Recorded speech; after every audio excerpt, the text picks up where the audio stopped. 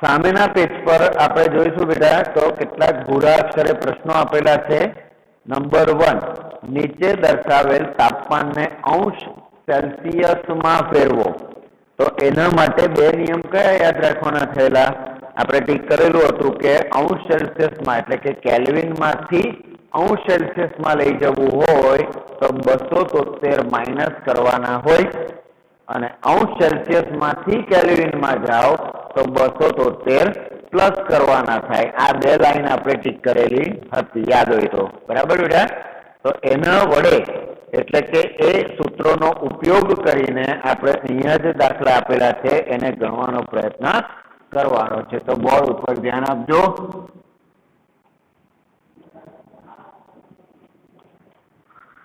तो पहलू जे आपणे आपेलुं छे કેટલા સુધીનો એરિયા દેખાતો છે જોઈ લાગે છે। અહીંયા દેખાય લખું તો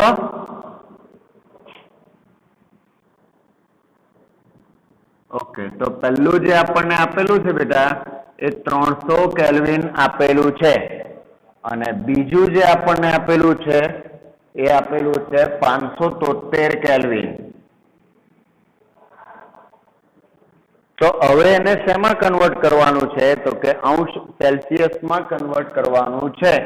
एनो मतलब के शुं करवुं पड़शे तो के 300 kelvin minus 273 is equal to 27। तो ए थई गयुं डिग्री सेल्सियस नी अंदर रूपांतरित बराबर बेटा। आपणे चर्चा करीए मुजब केल्विन मांथी अंश सेल्सियस में जवुं छे तो 273 माइनस करवा पड़शे एटले 300 मांथी 273 माइनस कर्या तो 27 बच्या ने एटले कहेवाय 27 डिग्री सेल्सियस। त्यार पछी आपणे बधा दाखला गणी लईए पछी तमे उतारजो नोटबुक नी अंदर। ओके समजाय छे ने?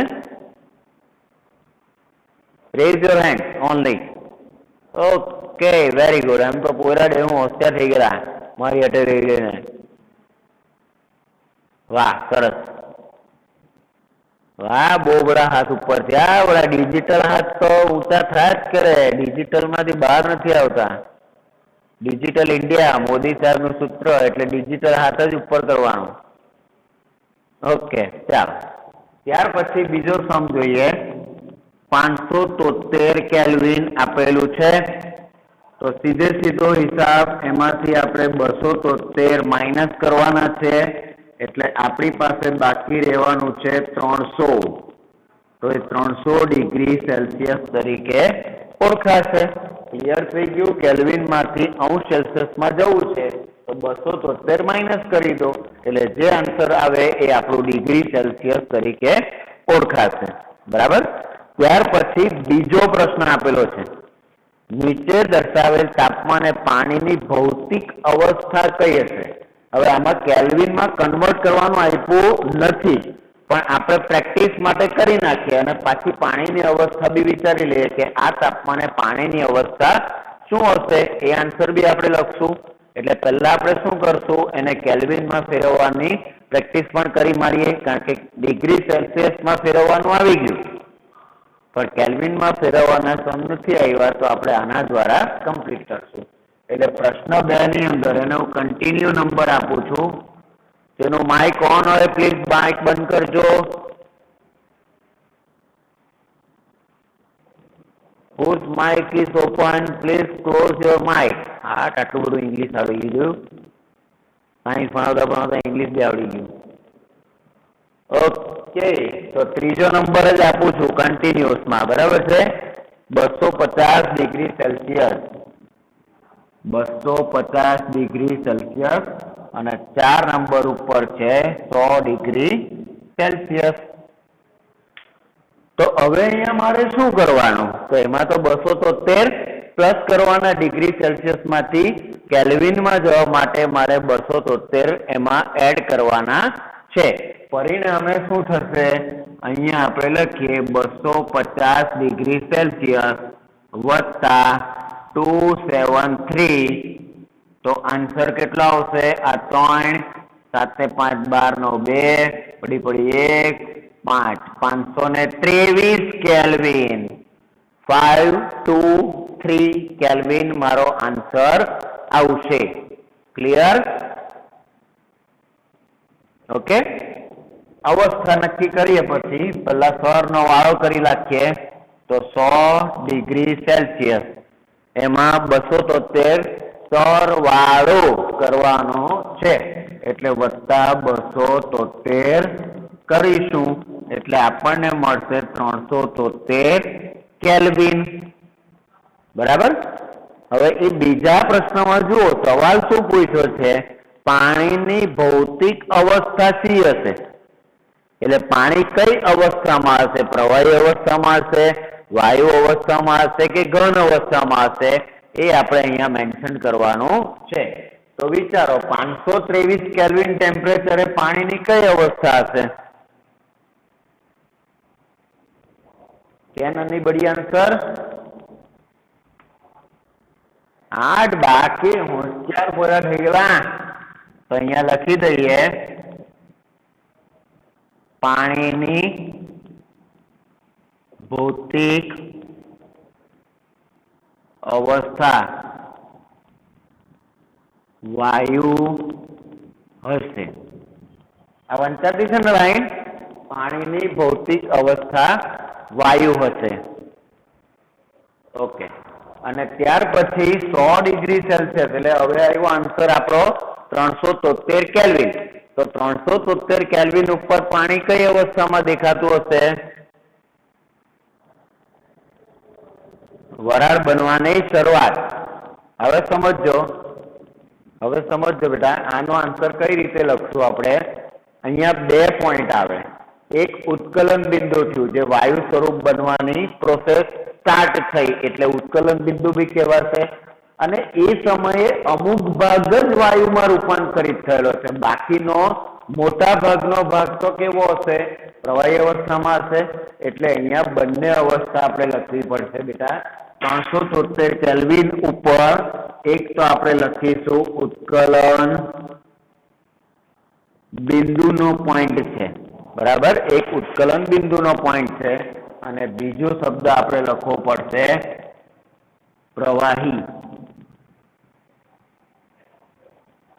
પ્રવાહી અવસ્થા. ઓકે, તો એનો મતલબ કે અહીંયા આપણે આખો આન્સર નથી લખવો. પાણીની ભૌતિક અવસ્થા વાયુ હશે ની બદલે ફક્ત આપણે શું લખી શકીશું? વાયુ અવસ્થા આટલું લખીશું તો પણ ચાલશે. ક્લિયર ને? એટલે જે પોઈન્ટ જેનો આવતો હોય ને એમાં જેટલા આન્સર પોસિબલ હોય એ બધા આપણે લખવા પડે. એટલે આપણે લઈશું 373 કેલ્વિન તો ઉત્કલન બિંદુનો પોઈન્ટ એટલે વાયુ બનવાની, વરાળ બનવાની શરૂઆત થાય છે. એટલે આપણે પહેલો વર્ડ કયો લખ્યો? ઉત્કલન બિંદુનો પોઈન્ટ છે. હવે એ પોઈન્ટ ઉપર મોટા ભાગનો ભાગ જે છે પાણીનો એ તો પ્રવાહી અવસ્થામાં જ હશે, માત્ર અમુક ટકા ભાગ જે છે એ વાયુ અવસ્થામાં કન્વર્ટ થયેલું હશે. તે બંને અવસ્થા આપણે લખી દીધી, એક ઉત્કલન બિંદુ અને બીજું, 1 મિનિટ બોલવા તો દો, ઉત્કલન બિંદુ અને ત્યાર પછી પ્રવાહી અવસ્થા. હવે બોર્ડ ઉપર જે લખેલું છે તમારી નોટબુકમાં સારા અક્ષરે ટપકાઈ કરો. બરાબર, પછી આપણે આગળ વધીએ. ક્લિયર વંચાય છે ને?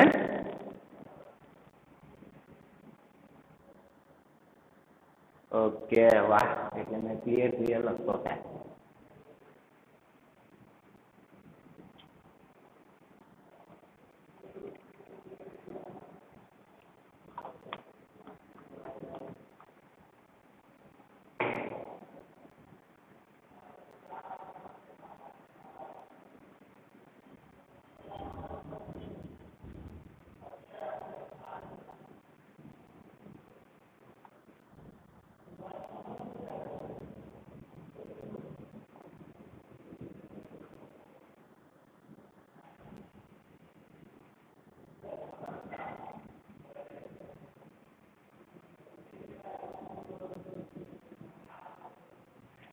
આ જે દાખલા છે ને બેટા એ MCQ માં પણ લઈ શકાય. સિંગલ સમ હોય તો એને MCQ માં પણ લઈ શકાય.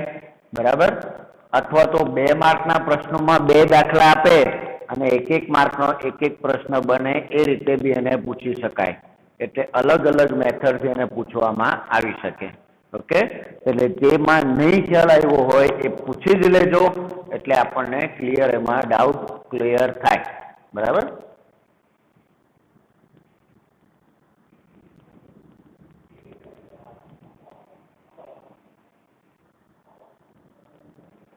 લખાઈ જાય એટલે હાથ ઉપર કરજો.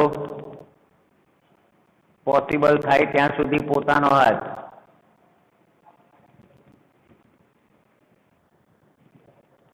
બરાબર. ડિજિટલ હાથ ઉપર નહીં કરો, પોતાનો હાથ, સગો હાથ જ ઉપર કરો. ગુડ.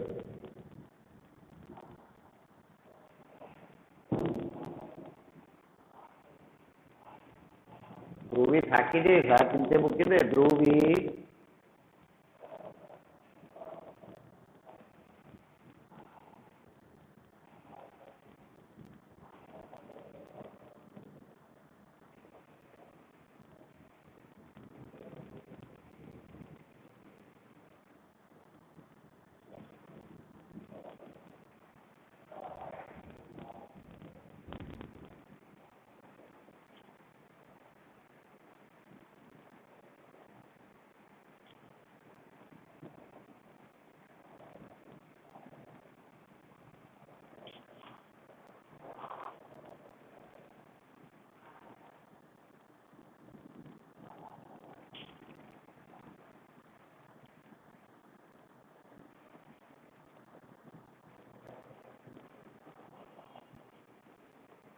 સરસ. હનીબેન, દ્વિજભાઈ,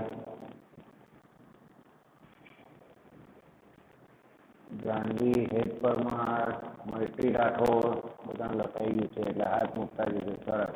માનવ, મહેશ,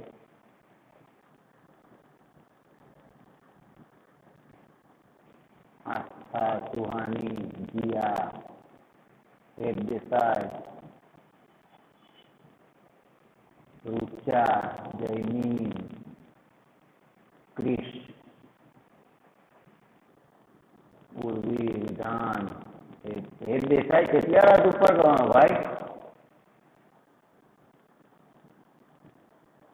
ઓકે. ઋત્વિક, વિધિ, ખીર ખાય છે, ખીર, દિયાબેન, આ બધા લખાઈ ગયું છે એટલે મોસ્ટલી બધાનું કમ્પ્લીટ છે. કોઈ બાકી વાળું હોય તો માઇક ઓપન કરીને બોલો કે સર મારું લખવાનું બાકી છે. ત્યાર પછી આપણે આગળ વધીએ. Okay, nobody is there. તો આપણે ક્લિયર થઈ ગયું બેટા? દાખલા સમજ પડી ગઈ હશે બધાને? છતાં નહીં ખ્યાલ આવે તો ફરી પાછું લેક્ચરની અંદર અટકાવીને પૂછી લેજો કે સર આમાં નહીં ખ્યાલ આવ્યો. તો આગળ વધે બેટા. આપણે પ્રશ્ન નંબર 3 જોજો. કોઈ પણ દ્રવ્યની અવસ્થામાં થતા પરિવર્તન દરમિયાન તેનું તાપમાન શા માટે અચળ રહે છે? આ પેલો પોઈન્ટ આવ્યો, ખબર? આપણે પ્રયોગની અંદર આવેલો કે જ્યારે ગલન બિંદુ સ્ટાર્ટ થયું એટલે ઘનનું પ્રવાહીમાં રૂપાંતરણ થવાની શરૂઆત થઈ અને ટોટલી પ્રવાહી બની ગયું એ દરમિયાન તાપમાન અચળ હતું. એ જ રીતે વાયુ બનવાની શરૂઆત થઈ અને ટોટલી વાયુ બન્યું ત્યાં સુધી તાપમાન અચળ હતું. એટલે એના માટે અહીંયા પ્રશ્ન મૂકેલો છે કે કોઈ પણ દ્રવ્યની અવસ્થામાં થતા પરિવર્તન દરમિયાન તેનું તાપમાન શા માટે અચળ રહે છે? કોઈ આન્સર આપી શકશે આનો? લોજિકલી આન્સર જ વિચારવાનો છે. બરાબર. આપણે લખવું નથી એને, પણ લોજિકલી આન્સર તો નક્કી કરવો પડશે કે કઈ રીતનું આન્સર આવે.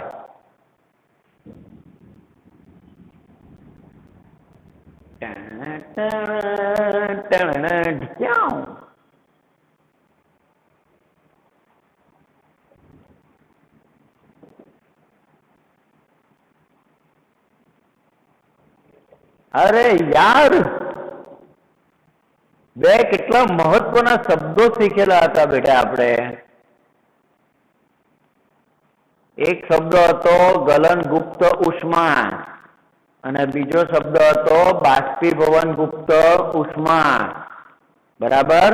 બધે માં જ છે, બાપા તો કોઈ જગ્યાએ છે જ નહીં. ઉષ્મા ગલન ગુપ્ત ઉષ્મા, બાષ્પીભવન ગુપ્ત ઉષ્મા. તો માં પરથી યાદ આવી જવું જોઈએ કે માં એટલે સૌથી તાકાતવર વસ્તુ દુનિયાની, બરાબર ને? તો ગલન ગુપ્ત ઉષ્મા જે છે એ ક્યારે પોઈન્ટ બનેલો હતો કે જ્યારે પ્રવાહી બનવાની શરૂઆત થઈ અને કમ્પ્લીટ પ્રવાહીમાં રૂપાંતરિત, એટલે બરફ જે છે ટોટલી પીગળીને પાણી બની ગયું, ત્યાં સુધી એને ઉષ્મા ઉર્જા આપવાનું તો ચાલુ જ હતું, છતાં તાપમાનનો કોઈ ફેરફાર જણાયો હતો નહીં. તો પ્રશ્ન પૂછેલો કે આ આપેલી ઉષ્મા ઉર્જા જાય છે ક્યાં? તો એને ગુપ્ત ઉષ્મા તરીકે ઓળખેલું હતું અને ગલન બિંદુ સાથે સંકળાયેલી ઉષ્મા ઉર્જા એટલે એને નામ આપેલું ગલન ગુપ્ત ઉષ્મા. એ જ પેટર્ન ક્યાં આવવાની? તો કે વાયુમાં રૂપાંતર થાય છે તો સંપૂર્ણ વાયુમાં રૂપાંતરિત થઈ જાય ત્યાં સુધી તાપમાનનો કોઈ ફેરફાર થતો નથી. તાપમાન કેવું થઈ જાય છે? અચળ થઈ જાય છે. પણ હવે તાપમાન કોની સાથે સંલગ્ન છે? તો કે બાષ્પીભવન સાથે, એટલે એનું નામ આપેલું બાષ્પીભવન ગુપ્ત ઉષ્મા. બરાબર? તો આ ક્વેશ્ચનમાં બી એ જ રીતે આવે કે તાપમાન એટલા માટે અચળ રહે કે જ્યારે આપણે વધારાની ઉષ્મા ઉર્જા આપીએ છીએ છતાં થર્મોમીટરના તાપમાનમાં કોઈ જાતનો ફેરફાર થતો નથી, તેથી તેનું તાપમાન અચળ રહે છે પરિવર્તન દરમિયાન. એટલે વધારાની ઉષ્મા ઉર્જા છે એ ગલન ગુપ્ત ઉષ્મા કે બાષ્પીભવન ગુપ્ત ઉષ્મા તરીકે શું થઈ જાય છે? એબ્ઝોર્બ થઈ જાય છે, એટલે કે એને ગ્રહણ થઈ જાય છે અથવા તો છુપાવી દેવામાં આવે છે. છુપાયેલી ઉષ્મા ઉર્જા છે એટલા માટે એનું તાપમાન અચળ રહે છે. એને પરીક્ષાની અંદર પૂછવા લાયક પ્રશ્ન નથી, ખાલી આપણે લોજિકલી એનો આન્સર વિચારવાનો હતો કે કઈ રીતના એનો આન્સર બની શકે. ઓકે, ચોથો પ્રશ્ન, વાતાવરણીય વાયુઓના પ્રવાહીકરણ માટેની કોઈ પદ્ધતિ સૂચવો. આ તો આવડવું જ જોઈએ, આપણે ઘણી બધી પદ્ધતિઓ જોઈ. વાતાવરણીય વાયુઓના પ્રવાહીકરણ માટેની કોઈ પદ્ધતિ સૂચવો. યસ વ્રજ, કોટડિયા વ્રજ.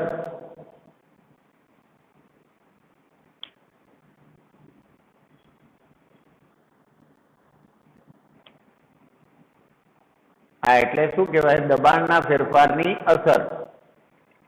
બરાબર? પદ્ધતિ થઈ જાય દબાણના ફેરફારની અસર. બીજું કઈ? હા, કોણ છે?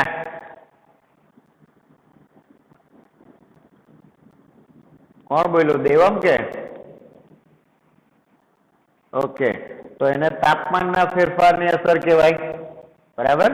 એટલે બે મહત્વના પોઈન્ટ આપણે શીખેલા હતા એ જ અહીંયા આવવાના. તાપમાનના ફેરફારની અસર અને બીજો પોઈન્ટ આવે દબાણના ફેરફારની અસર. હજુ કઈ આવશે?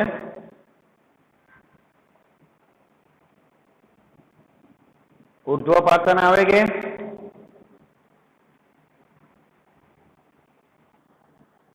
એક મેથડ ઉર્ધ્વપાતન બી આવ્યું ને, તો એ આવી શકે? નહીં આવી શકે, કારણ કે એ તો પ્રવાહીકરણમાં છે જ નહીં. એ તો ઘનમાંથી સીધે સીધું વાયુમાં અને વાયુમાંથી સીધે સીધું ઘનની પેટર્ન છે. એટલે આપણને પ્રશ્ન પૂછેલો છે પ્રવાહીકરણ એટલે પ્રવાહી બનવાની પદ્ધતિ, તો એમાં તાપમાનના ફેરફારની અસર અને દબાણના ફેરફારની અસર, આ બે ઘટનાઓ એની અંદર આવી શકે. ઓકે, તો આગળ વધીએ. બાષ્પીભવન, ઇવાપોરેશન પાઠ પૂર્ણ થવાની આરે છે. લગભગ કાલે તો આપણો પાઠ પૂરો બી થઈ જાય. બોલો. ત્યાર પછી રાજેશ સર ઝંપલાવશે. સોમવારથી ફિઝિક્સ સ્ટાર્ટ થઈ જશે. કાલે જો પાઠ પૂરો થઈ જશે તો, નહીં તો પછી સોમવારે પણ ફરી પાછું કેમેસ્ટ્રી જશે અને ફિઝિક્સ પાઠ પૂરો થાય પછી ચાલુ થશે. ઓકે બેટા, રેડી? બાષ્પીભવનમાં વાંચું છું. દ્રવ્યની અવસ્થા બદલવા માટે શું ઉષ્મા આપવી કે દબાણ બદલવું આવશ્યક છે? કારણ કે આપણે બે મહત્વના પોઈન્ટ શીખ્યા કે તાપમાનના ફેરફારની અસર અને દબાણના ફેરફારની અસર. એટલે પૂછે છે કે એને ઉષ્મા આપવી કે દબાણ આપવું એ જરૂરી છે, આવશ્યકની વસ્તુ છે.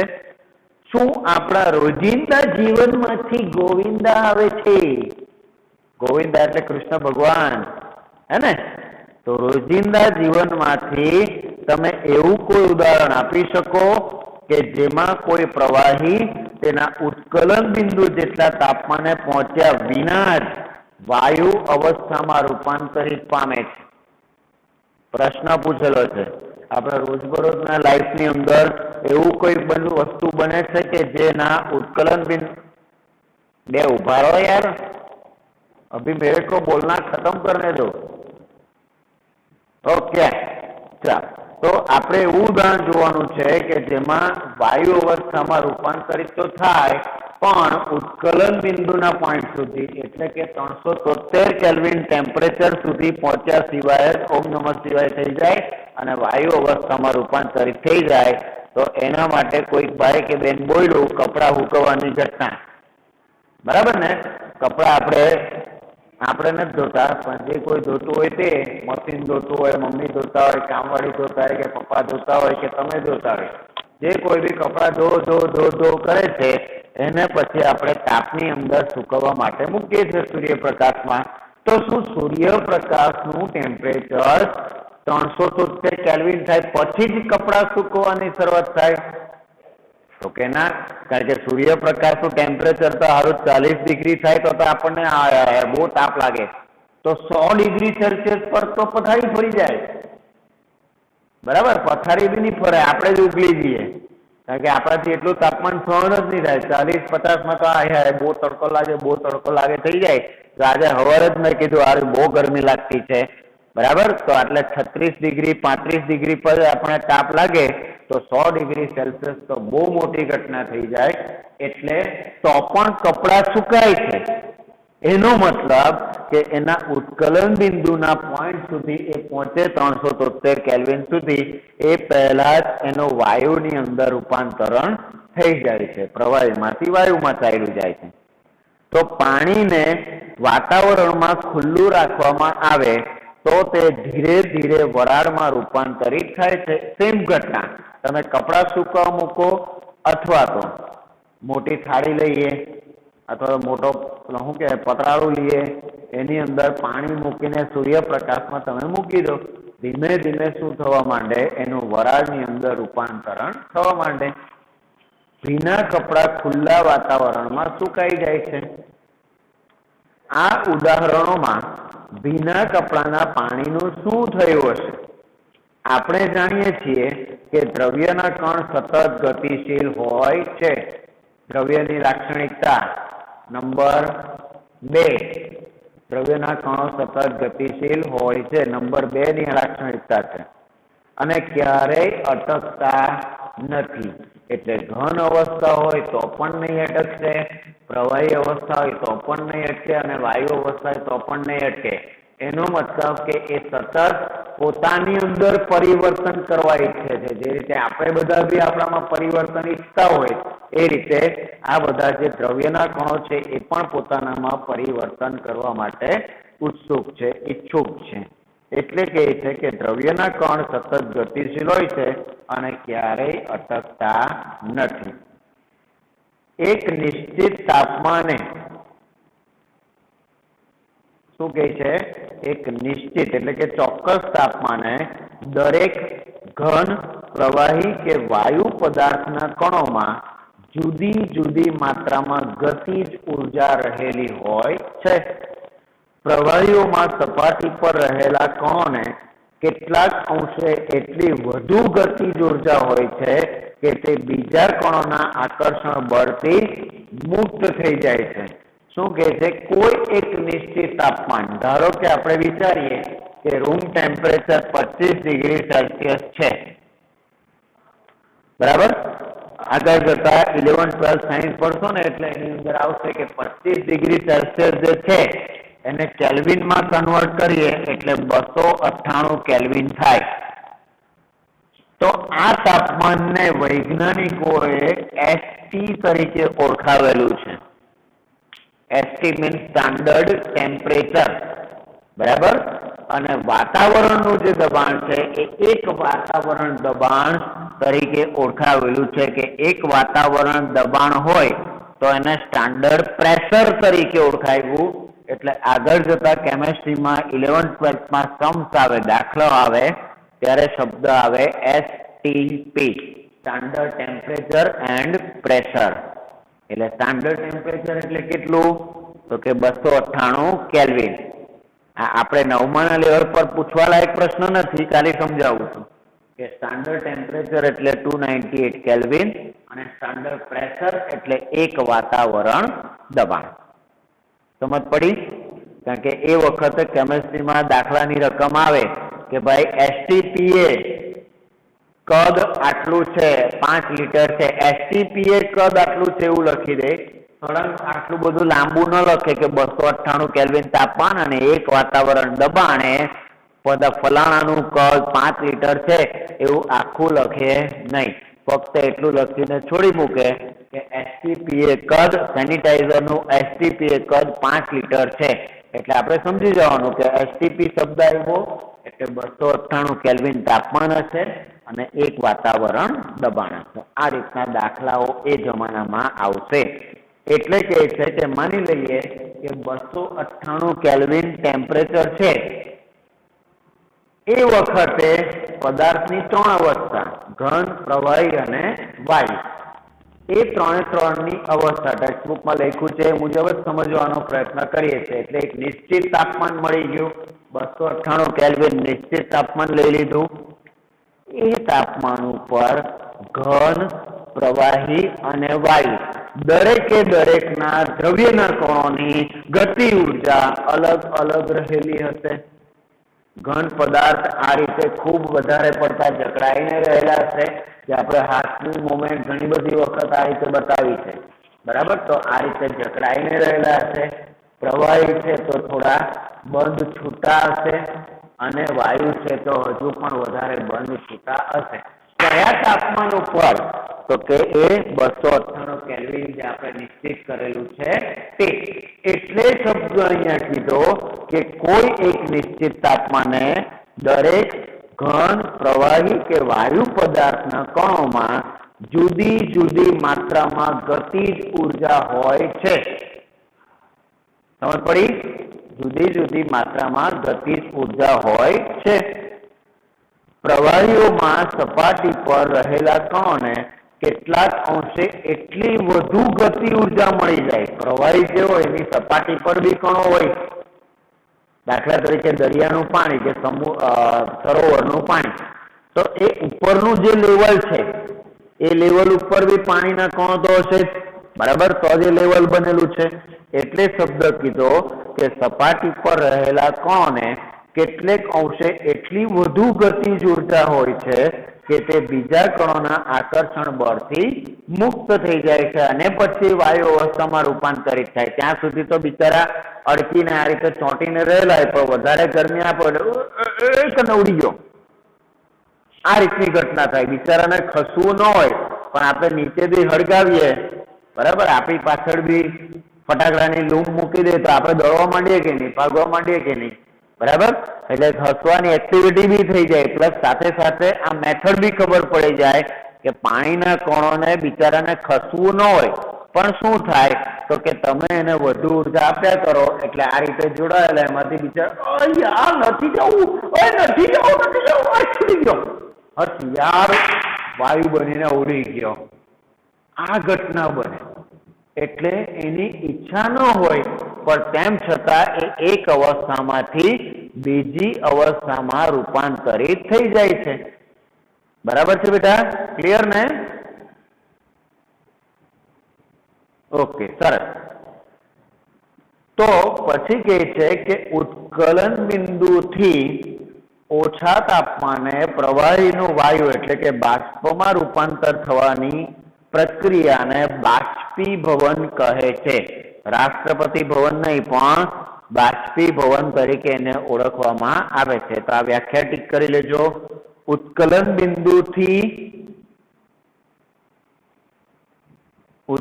બિંદુથી ઓછા તાપમાને પ્રવાહીનું વાયુમાં રૂપાંતર થવાની પ્રક્રિયાને, એટલે વ્યાખ્યા લખતી વખતે આ શબ્દ નહીં લખવાનો, રૂપાંતર થવાની પ્રક્રિયાને બાષ્પીભવન કહે છે. ક્લિયર થઈ ગયો બેટા પોઈન્ટ?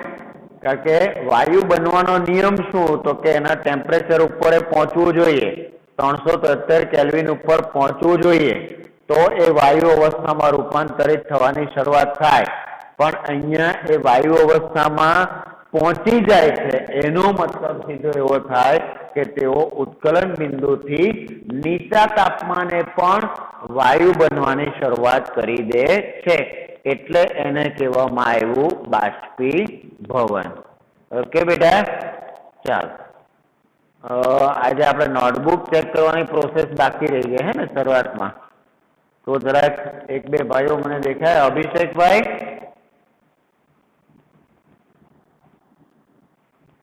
અભિષેક ઠાકોર,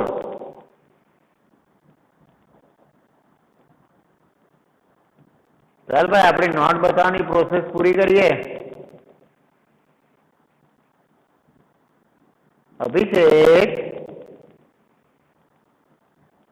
નીકળી ગયો કે હું જાણી દઉં, એવું જ લાગતું છે.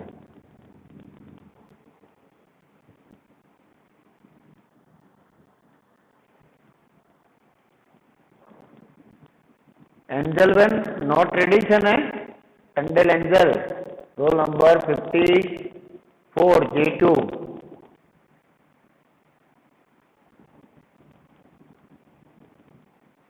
G2 રોલ નંબર 54 એન્જલ ટંડેલ.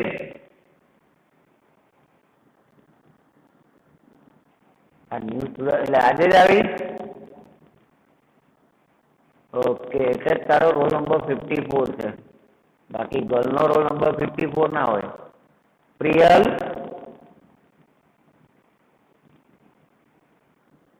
નોટબુક રેડી છે ને? ઓકે સરસ, ચાલ એકવાર બતાવી દેજો.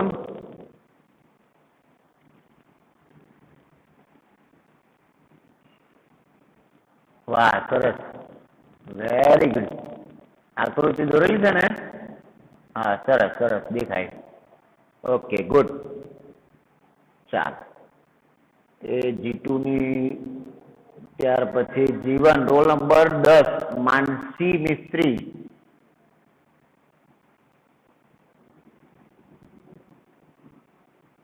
માનસી, માનસી માનસે નહીં.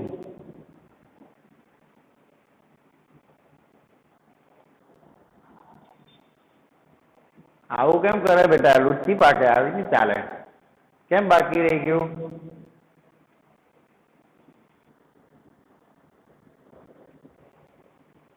પણ મેં તો પરમ દિવસે લેક્ચર લીધેલો ને, કાલે લીધેલો આપણે લીધેલો. હા ઓકે, તો આજે લખી કાઢજે ને બેટા. ઓકે ચાલો, ત્યાર પછી લાડ શિવ રોલ નંબર 31 G2. શિવભાઈ લખેલું છે ને?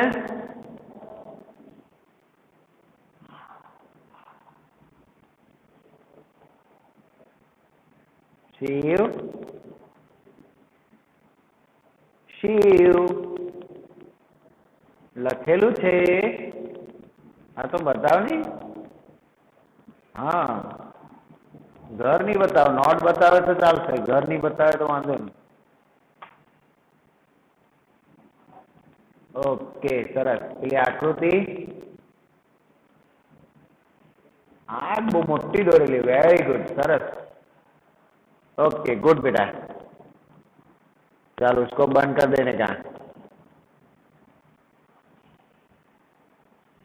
रिजान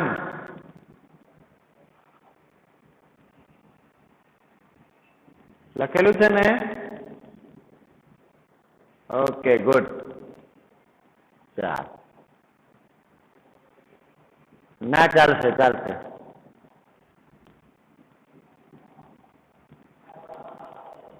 અને એટલે જીતુ ના ક્લાસમાં બબ્બે એન્જલ થઈ ગયું, એન્જલ ટંડેલ બે થઈ ગઈ. હા હા, બબ્બે પરી આવી. જો એક પરી ઓછી પડતી હતી તો બીજી પરી બી આવી કાલે ને કાલે જ. ચાલ તિરાસોનો લેક્ચર ભણીને એમ કરીને. Ayushi Boda, G2 roll number 2. કેમ બાકી છે? પાવર નહીં હતો એવું? કાલે જ આવી તો ઓકે બેટા, પણ લખી કાઢજો હા ને. ચાલ ઓકે, તો આપણે આગળ વધીએ. બાષ્પીભવનની ઘટના સમજાઈ ગઈ હશે. ઉત્કલન બિંદુ કરતા ઓછા તાપમાને પ્રવાહીમાંથી વાયુમાં બનવાની ઘટના એને કહેવામાં આવે બાષ્પીભવન. તો હવે બાષ્પીભવન પર અસર કરતા પરિબળો વિશે આપણે સમજવાનું છે. 4 માર્કનો બહુ મસ્ત મોટો ક્વેશ્ચન છે અહીંયા, પણ કયો ક્વેશ્ચન છે, શું છે એ આપણે પછી ટીક માર્ક કરશું. એ પહેલા activity number 1.14, factors affecting evaporation.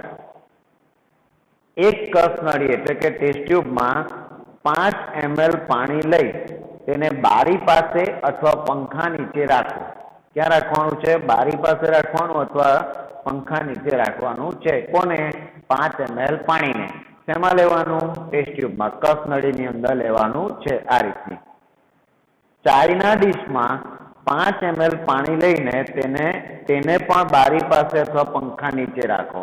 એકવાર કસ નળીમાં લીધું, ત્યાર પછી પેલું તે દિવસે આપણે વોચ ક્લાસ જોયેલો, તો એ રીતના વોચ ક્લાસમાં એટલે કે પેલી જે ડીશ આવે તેની અંદર ચાઇના ડીશમાં રાખવાનું છે. રકાબીમાં પણ રાખી શકો, એને પણ બારી પાસે અથવા તો પંખા નીચે રાખો. ત્રીજું, ખુલ્લી રાખેલી ચાઇના ડીશમાં 5 ml પાણી ભરી તેને તમારા વર્ગના કોઈ કબાટમાં અથવા વર્ગની છાજલી પર મૂકો. પહેલું તો અમારે તો અત્યારે વર્ગ જ નહીં મળે, અમે તો ઓનલાઈન ભણીએ, બરાબર. એટલે અહીંયા જે કબાટની ચર્ચા કરે એ આપણા ઘરનો કબાટ, એમાં આપણે વિચારી લેવાનું. શું કરવાનું કે ખુલ્લી રાખેલી ચાઇના ડીશમાં 5 ml પાણી લીધેલું છે, તો એને કબાટની અંદર અથવા તો વર્ગની છાજલી પર એટલે બેન્ચની ડેસ્ક ઉપર મૂકવાનું કહે છે. પણ અહીંયા બેન્ચ અત્યારે અવેલેબલ ન હોય તો કબાટની અંદર મૂકી દેવાનું. ત્યાર પછી કીધું ઓરડાનું તાપમાન નોંધો. એટલે મૂક્યું એ વખતે રૂમ ટેમ્પરેચર કેટલું છે, કે રૂમ ટેમ્પરેચર જે એસટી બનાવેલું છે વૈજ્ઞાનિકોએ 25 ડિગ્રી સેલ્સિયસ છે, પણ અત્યારે કદાચ રૂમનું તાપમાન વધારે બી હોય, 30 ડિગ્રી હોઈ શકે, 32 ડિગ્રી પણ હોઈ શકે. એટલે જે રૂમ ટેમ્પરેચર છે એને નોટ ડાઉન કરી દેવાનું છે. આ તમામ પરિસ્થિતિઓમાં બાષ્પીભવન માટે લાગેલ સમય અથવા દિવસોની નોંધ કરો. વરસાદના દિવસોમાં ઉપરયુક્ત 3 તબક્કાનું પુનરાવર્તન કરી તમારા અવલોકનો નોંધો. એટલે 3 પ્રવૃત્તિ આવી. કઈ પ્રવૃત્તિ થઈ? પહેલું તો ટેસ્ટ ટ્યુબની અંદર 5 ml એને બારી પાસે અથવા વર્ગમાં મૂકી દીધેલું છે, બરાબર, પંખા નીચે. બીજું ચાઇના ડીશ લીધું, 5 ml પાણી, એને ક્યાં રાખ્યું? એને બારી પાસે અથવા પંખા નીચે મૂક્યું. અને ત્રીજું પણ ચાઇના ડીશમાં જ પાણી લીધું, પણ એને ક્યાં રાખ્યું? કબાટમાં રાખ્યું, બરાબર. એટલે 2 વસ્તુ, એક ટેસ્ટ ટ્યુબ અને એક ચાઇના ડીશ, એક ખુલ્લા વાતાવરણમાં છે અને એક ચાઇના ડીશ જે છે એ આપણા કબાટની અંદર એટલે કે બંધ વાતાવરણની અંદર છે. તો એ વખતે બાષ્પીભવન ધીમે ધીમે થતું હોય. ટેસ્ટ ટ્યુબમાંથી, પછી આપણે પંખા નીચે રાખેલી છે એનામાંથી, અને પેલું કબાટમાં જે ચાઇના ડીશ રાખેલી છે એનામાંથી, 3 માંથી બાષ્પીભવન તો થાય છે.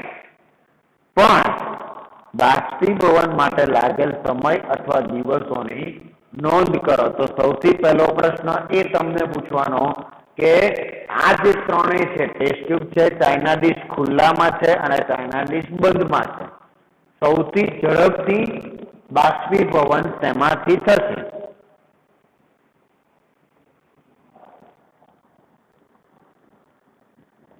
ઓકે, ચાઇના ડીશ ખુલ્લા વાતાવરણમાં છે એટલે કે બારી પાસે અથવા તો પંખા નીચે ખુલ્લા વાતાવરણમાં તેમાંથી એ ફર્સ્ટ નંબર, બરાબર.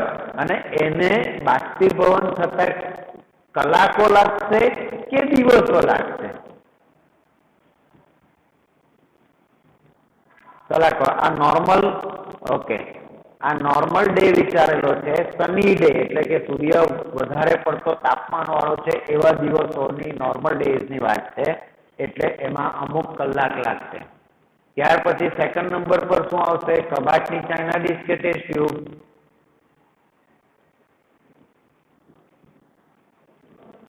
ટેસ્ટ ટ્યુબ આવશે, બરાબર. એ પણ ખુલ્લા વાતાવરણમાં છે, ટેસ્ટ ટ્યુબ આવશે.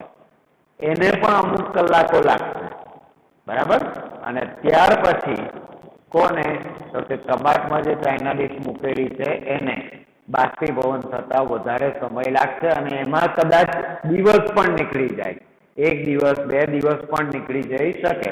અને હવે એ 3 એક્ટિવિટી, વરસાદયુક્ત વાતાવરણ છે, અત્યારનું જે મોસમ છે એની અંદર બી આ રીતે અવલોકન લેવાનું છે. તો પણ ફર્સ્ટ નંબર તો કોનો આવવાનો? ચાઇના ડીશ જે ખુલ્લા વાતાવરણમાં મૂકેલી છે તે પહેલું આવશે, બીજું ટેસ્ટ ટ્યુબ આવશે અને ત્રીજું ચાઇના ડીશ જે કબાટમાં મૂકેલી છે તે આવશે. હવે એ કેમ એવું થાય એના વિશેની માહિતી છે કે બાષ્પીભવનના નીચે દર્શાવેલા તથ્યો એટલે કે સત્ય હકીકત કે બાષ્પીભવન પર તાપમાનની અસર, સંપર્ક સપાટીનું ક્ષેત્રફળ અને પવનની ઝડપ વિશે તમે શું અનુમાન કરો છો? અમે તો કોઈ અનુમાન જ નહીં કરતા, બેઠા બેઠા કથા સાંભળતા છે અને ટેક્સ્ટબુકમાં જે કથાનો અધ્યાય જે છે એને વાંચનમાં લઈએ છીએ, બસ. અમે તો કઈ વિચાર નહીં કરતા. પણ હવે વિચાર કરો, 2 એક્ટિવિટી થઈ 3 કઈ? તો કે એક તો નોર્મલ ડે માં મૂક્યું તે અને બીજું વરસાદયુક્ત વાતાવરણમાં મૂક્યું તે. તાપમાનની વધઘટ છે, બરાબર.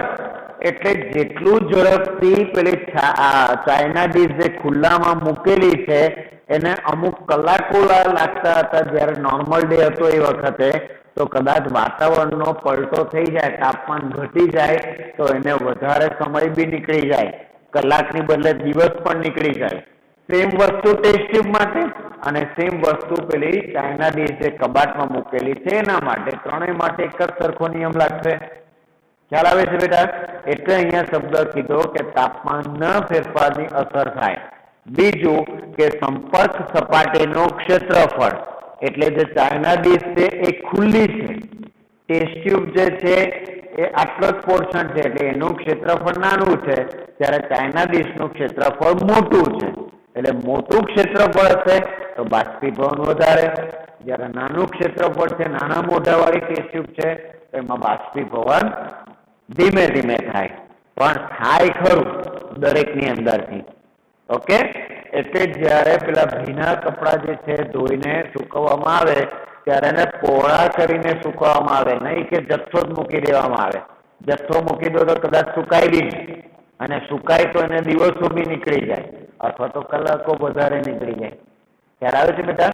પણ જેવું એને ખુલ્લા કરી દીધા, સંપર્ક સપાટી, વાતાવરણની સાથે જે સંપર્ક સપાટી છે એનું ક્ષેત્રફળ આપણે મોટું કરી દીધું હોય એટલે એ ઝડપથી સુકાઈ જાય છે. સમજાય છે?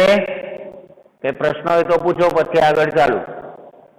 એકવાર જોઈ લો, નજર ફેરવી લો, શું વાંચી ગયા, શું સમજાવી ગયા. એમાં ન ખ્યાલ આવે તો પૂછો, પછી આપણે આગળનું વાંચીએ.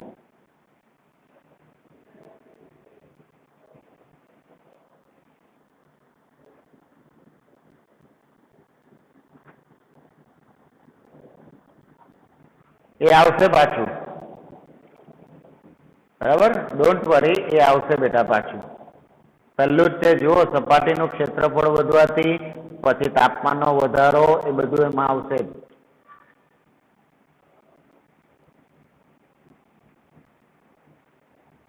ટૂંકમાં એવું કહે છે કે જેમ ક્ષેત્રફળ મોટું હોય તેમ તેના ઉપર તાપમાનની અસર ઝડપથી થાય એટલે બાષ્પીભવન ઝડપથી થાય. અને સંપર્ક સપાટી જેમ કે ટેસ્ટ ટ્યુબ છે તો સંપર્ક સપાટી નાના મોઢાવાળી ટેસ્ટ ટ્યુબ છે, જ્યારે ચાઇના ડીશ ખુલ્લી છે, બરાબર છે, એટલે એનું સપાટીનું ક્ષેત્રફળ વધારે છે, એટલે એના ઉપર ટેમ્પરેચરની અસર ઝડપથી થાય અને શું થાય તો કે એમાં પલટો ઝડપથી આવે, ત્યારે પેલામાં થોડી વાર લાગે. થાય ખરું પણ વાર લાગે. ક્લિયર? ઓકે.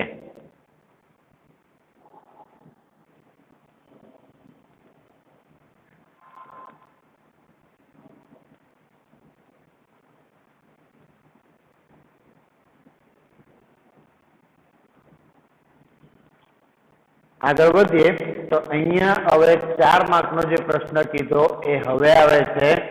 સવાલ ધ્યાનથી સાંભળજો. લાઈનમાં જે લાઈન લખેલી છે એમાં સવાલ છે. હું વાંચું છું. તમે જોયું હશે કે બાષ્પીભવનનો દર નીચેના કારણોસર વધે છે. તો એનો સવાલ શું બને? બાષ્પીભવનનો દર કયા કારણોસર વધે છે? નીચેનાની બદલે કયા શબ્દ મૂકો એટલે એનો ક્વેશ્ચન રેડી થઈ જાય.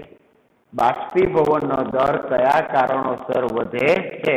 4 રૂપિયાનો મોટો ક્વેશ્ચન છે. 4 પોઈન્ટ આપેલા છે. એની સમજૂતી સાથે આન્સર લખો. એટલે ટેક્સ્ટ બુકમાં જે લખેલું છે એ જ લખો. હું તો કહું, કારણ કે બેઠા એ જ વાક્ય આપ્યા છે તો એને જ આપણે પ્રાધાન્ય આપીશું. ઓકે. તો નીચેના કારણોસર વધે તો એમાં પહેલું કારણ કયું? તો કે સપાટીનું ક્ષેત્રફળ વધવાથી. જે રીતે આપણે ચાઇના ડીશ ખુલ્લી છે વાત કરી, સપાટી મોટી છે, ટેસ્ટ ટ્યુબ તો સપાટી નાની છે, એટલે સપાટીનું ક્ષેત્રફળ વધે છે તો શું થાય? તો આપણે જાણીએ છીએ કે બાષ્પીભવન એ સપાટી પર થતી પ્રક્રિયા છે. આપણને બધાને ખબર છે બાષ્પીભવન ક્યાં થાય તો કે સપાટી ઉપર જ થાય. જેમ કે દરિયામાંથી બાષ્પીભવન થઈને વાદળા બનવા માટે પાણી ઉપર જાય તો દરિયામાંથી કઈ અંદરથી પાણી ન જાય, એ સપાટી ઉપર જે પાણીના કણો હોય ને એનું જ બાષ્પીભવનમાં રૂપાંતરણ થતું હોય. એટલે ખબર છે આપણને કે બાષ્પીભવન એ સપાટી પર થતી પ્રક્રિયા છે.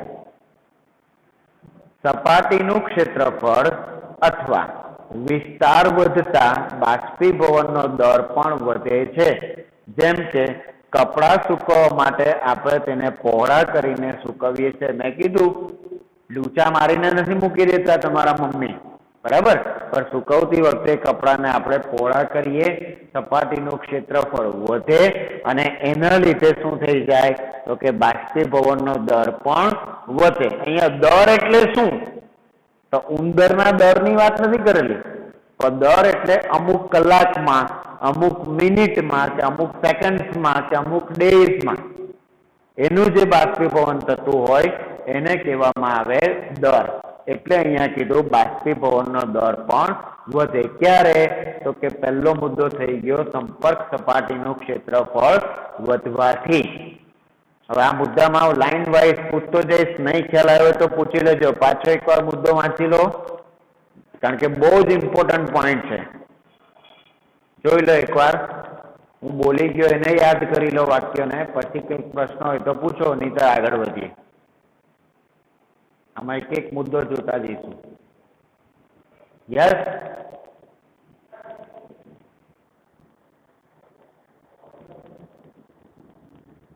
એ તો કીધું સપાટીનું ક્ષેત્રફળ. એટલે આ ટેસ્ટ ટ્યુબ દેખાય છે અહીંયા, હું બતાવું છું આ માર્કર પેનથી. આ ટેસ્ટ ટ્યુબ છે તો એનું આટલું નાનું મોડું છે તો એનો વિસ્તાર નાનો છે, પણ જ્યારે ચાઇના ડીશ થયું તો એનું ક્ષેત્રફળ એટલે કે વિસ્તાર મોટો થયો. આટલું હતું એની બદલે મોટું થઈ ગયું. દેખાય છે ને મારો હાથ? ઓકે. તો આ નાનું મોડું છે, વિસ્તાર નાનો છે. મોટું મોડું છે, વિસ્તાર મોટો છે. હવે ક્લિયર થઈ ગયું બેટા? બરાબર. એટલે વિસ્તાર વધે ને તો કણોને ઉષ્મા ઉર્જા વધારે મળવા માંડે, કારણ કે વિસ્તાર વધી ગયો એટલે જેટલા મોટા વિસ્તારમાં કણોને સૂર્યનો પ્રકાશ મળશે એટલું ઝડપથી એની અંદર બાષ્પીભવન થશે. પોઈન્ટ નંબર 2, તાપમાનનો વધારો. તાપમાન વધવાથી વધુ ને વધુ કણોને પૂરતી ગતિ ઉર્જા પ્રાપ્ત થાય છે, જેથી તેમનું બાષ્પ અવસ્થામાં રૂપાંતર વધુ થાય છે. બહુ જ ઇઝી મેથડ. તમે પાણીને ગરમી આપ્યા જ કરો છો એટલે એના કણો વધારે ને વધારે આ રીતે ઝડપથી ગતિ કરવા માંડે. હાથની મુવમેન્ટ જોજો, વધારે ને વધારે ઝડપથી ગતિ કરવા માંડે અને પછી એક ટાઈમ એવો, અરે યાર મેં તો વરાળ બની ગયો, ચાલ ઉડી જવા દે, એટલે એ પેલા બીકરમાંથી ગાયબ થઈ જાય.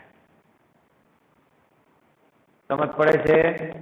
એટલે અહીંયા કીધું કે તાપમાન વધે તેમ તેમ તેની ગતિ ઉર્જા જે છે કણોની, એમાં પૂરતી ગતિ ઉર્જા પ્રાપ્ત થઈ જાય, જેટલી જોઈતી હોય એટલી ગતિ ઉર્જા એને મળી જાય છે.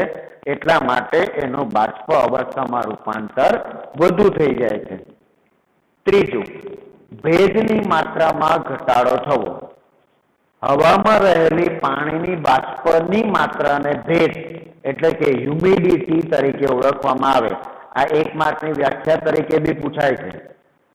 ભેજની વ્યાખ્યા આપો તો હવામાં રહેલી પાણીની બાષ્પની માત્રાને ભેજ કહે છે.